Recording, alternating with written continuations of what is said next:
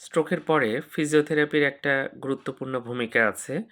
কারণ আমরা স্ট্রোকের পরে যে ওষুধগুলো দিয়ে থাকি, সেগুলো আবার যাতে স্ট্রোক না হয়, সেক্ষেত্রে ভালো কাজ করে এবং ব্রেনের নিজস্ব কিছু ক্ষমতা আছে, আস্তে, আস্তে কিন্তু রিকভারি হয়। স্ট্রোকের একটা নিয়ম হচ্ছে আস্তে, আস্তে পেশেন্ট ভালোর দিকে যাবে।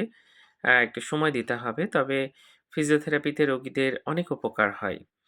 তো এইজন্য স্ট্রোকের পরপরই আপনারা একজন নিউরোলজিস্ট দেখাবেন এবং তিনি যেভাবে আপনাকে গাইড করে বা ফিজিওথেরাপিস্টের কাছে রেফার করে, আ সেটার পরে আপনি ফিজিওথেরাপিস্টের পরামর্শে চিকিৎসা গ্রহণ করবেন। তাহলে কিন্তু আপনার উন্নতিটা খুব তাড়াতাড়ি হবে এবং আপনি অনেকটাই ভালো থাকবেন বা স্বাভাবিক জীবনে ফিরে যেতে পারবেন।